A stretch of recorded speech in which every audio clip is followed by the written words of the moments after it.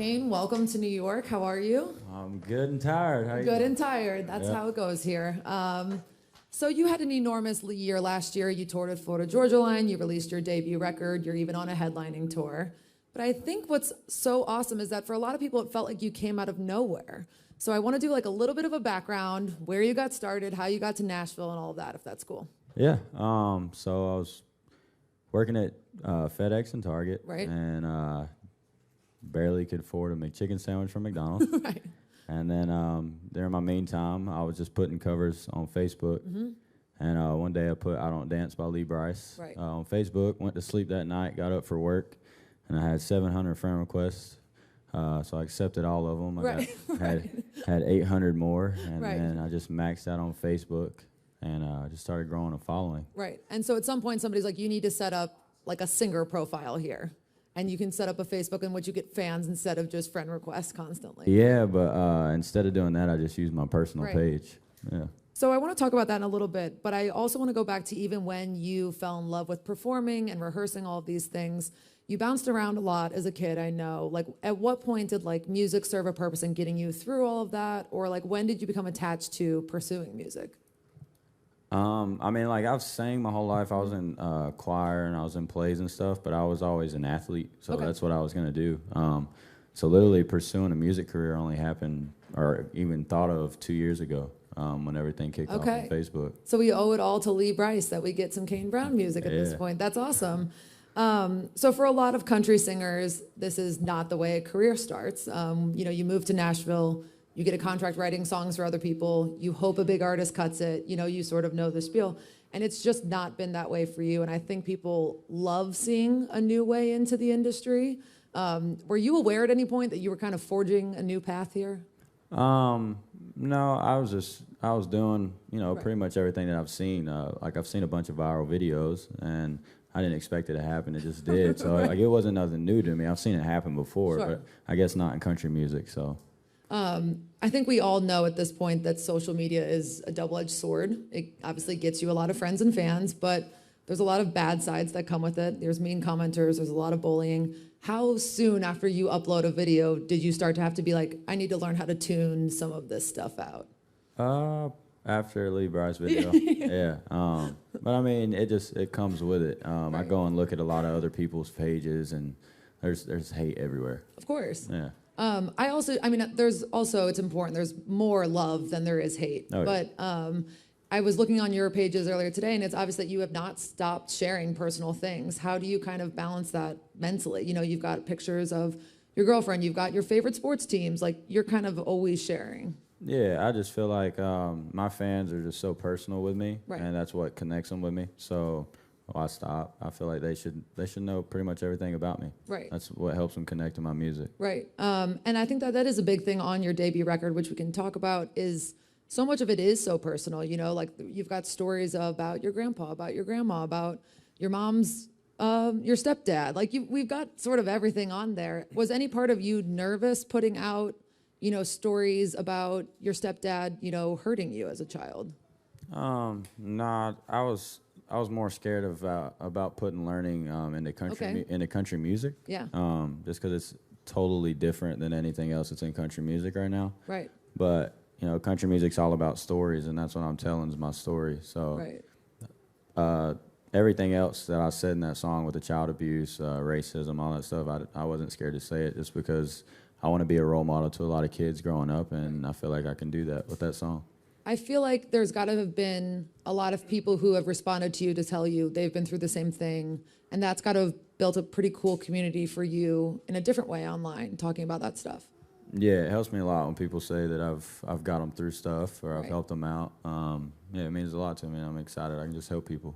That's awesome. I know some people who were pretty good help to you were the Florida Georgia Line guys. You were an opener on their tour last summer, and they wrote some of the songs on this album with you. What did you kind of learn from them going into this industry? They're great guys. They taught me how to really perform on stage and bring energy, and I'm still learning and trying to incorporate that. But they taught me how important it is just to be loved while you're out on the road and not be lonely, and stay humble and always be motivated and keep working. And never settle for less. Right. And, just they're great dudes. Right. You did get to, you posted on Instagram earlier this week about how, or maybe it wasn't this week, but you talked about how this past year it was really hard for you being away all the time. That was kind of a dark spot for you, even though everything's taking off. It's hard to stay balanced at home. How are you working on that, or who are you kind of reaching out to talk about that kind of stuff with?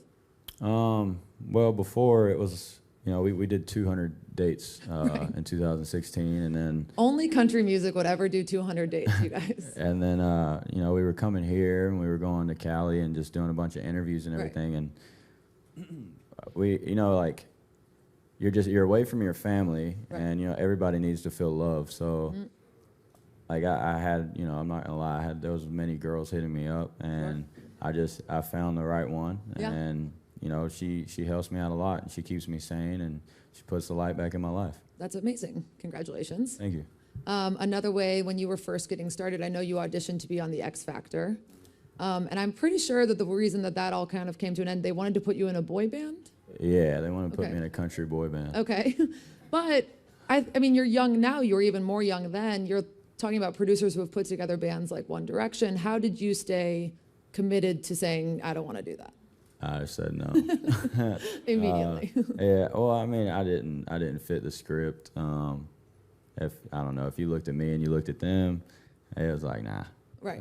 So I just, I decided I was just gonna keep going. Whatever happens, happens. God has a plan for me, and it worked out. That's awesome. So you moved to Nashville and you used Kickstarter actually to fund your first EP.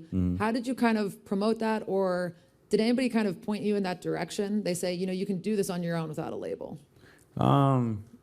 Well, I mean, I had other people that would course. comment on my Facebooks and everything, and then there was some, I forgot who's the one that told me to do a Kickstarter. But yeah, we did it, and it worked, and we got our EP out there, and Right. we got fans' new music. One of the songs that took off was Used to Love You Sober. I'm curious, when you started realizing that people wanted to hear your music as much as your covers. Well, they were just posting like, we want to hear your music. Okay. And then there was a bunch of haters getting on there, and they were like, yeah, you can sing so-and-so's songs, but Sure. can you write your own music? Right. So I was like, okay, I'm going to show y'all. Right. And we wrote Used to Love You Sober, and that's when everything really took off. Right. I remember I went in my bathroom and cried. You did? Yeah, it went #1 on iTunes, and that's when Nashville kind of started noticing who I Right. was, and it was an exciting feeling. How soon after you dried those tears did you have record labels calling you? A week, maybe. And you've obviously found a home with Sony, and then at what point did you, you're talking about then you get on one of the biggest tours for Georgia Line, you're doing your own dates. When did you even have time to put together an album? Luckily, we started, I was writing before I went out with FGL. Once I got out with FGL, I wrote maybe 5 times, and it was Right. with them. But yeah, before I got all my songs before we went out on tour with them. So that record is now out, Kane Brown. You can see this cover right here. When you thought about, obviously, anybody getting to put out a record, it's kind of like, do it all you can right now, because this might not happen again. Like, what was your goal for this collection that you had to get on here? Just my life. I just wanted people to, know who I was and hear my story and hopefully gain some fans out of it. And Right. People could just relate to my songs. I guess I want to talk about a little bit about the relating to your songs. Like, you do have so much personal material out there, and most of them you wrote on your own. Where did you learn how to put your experience into an actual song format? Honestly, the first song I ever wrote was in a garage in Georgia. Okay. So I guess I started there. Okay. And then once I got to Nashville, just the writers in Nashville are so talented, and they're just so helpful. And I pretty much just, tell them stuff I've been through, and Right. they kind of help me write it, and I've just learned a lot from them. You write with Chris Young a lot. He has obviously had a great success on his own as a singer and a songwriter. What is something that you've learned from either his career or his process that you've kind of adopted into your own? Chris is just a great songwriter, and he's so humble, and he's just a great dude. We haven't hung out to an extent to learn a lot from him. I just got on the Jason Aldean tour, and Right. he's the middle act. I'm Right. the opener, so I'll learn a lot from him and Jason once we get out on the road. But right now, we're just connecting friendships. That's awesome. When you think about getting out on the road with Jason Aldean, what are you most looking forward to? I mean, those are going to be some of the bigger crowds that you could ever have, especially in country music. I'm just gonna be watching like a little kid. Yeah. I'm excited. He's got 20-something number ones, and I've took so much away from Florida Georgia Line. I can't wait to see what I take away from Jason.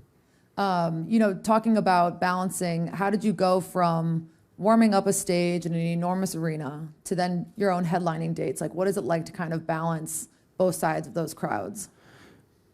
It's weird and Sure. it's cool at the same time, just because, I feel like every musician's dream is to play arenas. Sure. So it's awesome just getting to go out there. You got this long walkway and you get to just have fun. Right. And then you get to your own headlining show and it's your fans all in a room together. It's not anybody else's fans. Right. So it's cool. I mean, it's a lot smaller room, but it's the smaller rooms it's a lot more fun with the interaction with the crowd that you get.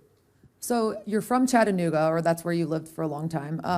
Who is your hometown crowd outside of Tennessee, like in America? Where's your favorite city to play right now?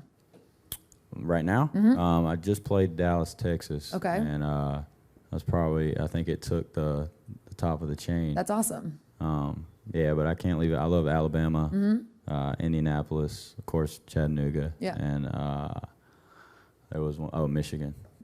I've heard the Michigan fans are good. That's awesome. When you're thinking about these people's careers who you've gotten to witness now, Florida Georgia Line obviously broke out huge and has been huge since they got there. You're going to be out with Jason Aldean, like you said, 20 number ones. Is that a size career that you want? Like, is that the end game goal for Kane Brown? I don't set goals just Okay. because I don't want to let myself down. I like this philosophy. Yeah, but I just, like I said, I feel like God has a plan, and whatever that plan is, He'll make it happen. But I mean, I would love to have 20 number ones. Right. Right. Your new single is What Ifs with Lauren Elena, who most of us know from American Idol, but you know her from way back when. You guys went to high school together, I'm told? We went to middle school together. Okay. I was in choir with her, and then once I got to high school, I ended up moving, so Okay. we didn't get to stay together. But yeah, she's convinced me to start singing. Okay. And then she went off to American Idol, and she killed it. And once I get to Nashville, I'm gonna have to do a song with her, and Right. it's my next radio single. Right. So when did you guys start actually discussing about getting in the studio, writing together, any of these things? Well, I begged her many times, and then one day we just got done writing What Ifs. I was in the studio about to record it, and we needed some background vocals, and I was like, let me call Lauren and just see if she'll do it. And she came in and just added a whole nother level to it, and so I was like, I have to keep you on this. Right. That's awesome. So the debut record is out. You've had major tours. You've headline tours. When you look forward to 2017, what's kind of what you hope to see happen next for you? Right now, I'm just trying to work on getting on radio. Right. We've been on radio before, but I'm trying to get in that top 10 chart area. Right. Right. Is it kind of weird? I mean, you've gone number one in multiple categories now on iTunes. To find a home on radio, it's been a little bit more of a fight. Yeah, it's just country radio is just so loyal, Right. To the labels, and it's so hard to break into radio, and that's just what we're trying to do. And you got to respect them. Right. And this is what we're trying to get in there. When you think about all the things that have even so far happened for you, and it happened so quickly, what was the biggest pinch me moment where you were like, I think that this could be a career, this might work out for me? It was after You Used to Love You Sober. That's when I really thought this could be my job. But I guess with the album debuting number one, Right. It hasn't really hit me yet, but it was the biggest debut in the last 2 years for a new artist in country. So Since Sam Hunt, right, in 2014. Yeah. So I'm super excited about it, and hopefully it just continues. When people tell you stats like that, I mean, also it's one of the biggest debuts of any genres of the last couple of years. What do you think it is that's kind of working? Like, what do you think that you're staying true to, or what nerve are you hitting that is really motivating people to get out there and buy this music? It's just my fans. My fans are crazy, and I love them. I forgot the other day a radio guy said he calls them the Caniacs. Okay. I was going to say, do you guys have a fan base name yet? Yeah. Well, I mean, we have this thing called the KB Squad and the Kane Okay. Train, but I kind of like Caniacs. Yeah, maybe you'll consolidate all into one at some point in 2017. We are going to take some fan questions right now. We're going to start with a question from an online viewer. So Rachel would like to know, what is one thing you've learned about yourself after growing in success as an artist? I've learned I'm very competitive. Okay. Yeah, very competitive and always trying to move forward. I never want to settle for less. So what sports did you play? Because I imagine this is where you learned some of your competitive edge. I played football, basketball, baseball, and I ran track. And which one were you thinking, this is what I want to kind of make happen? I had a D1 scholarship to play basketball. Okay. So he's competitive. What else do we have? Hey, Kane. So I was wondering if your family, how much support did they give you in your career and when you decided you wanted to pursue it? Well, my mom used to sing to me all the time, and you know, they always thought I was going to do something in sports. And once the music started off, I don't think they understood the social media part of it. I would be like, I got this so many likes, and they were just like, cool. But after they started coming to my shows and seeing that we had actual fans, you know, they started crying. So it was cool. They were super excited for me. Hey, Kane. What was the most challenging song to write? The most challenging song probably was Learning, just because it's got a you know, rap verses, and it's totally different than anything in country music, and it was probably one of the most hardest things to put out. But I was like, you know, country music stories, and this is a story.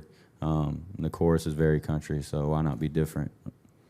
Where did you kind of get, I think that's a big thing too that we talk about with country radio. Where do you get the confidence to still do these very different sort of melodies and rap style singing and all of this stuff? I got my fans, and you know, they're so loyal to me, and I'm so loyal to them. I don't think that they'll go anywhere, and I hope they don't go anywhere. So I mean, as you know, as long as they're still loving the music, and I can't really change it. I like that.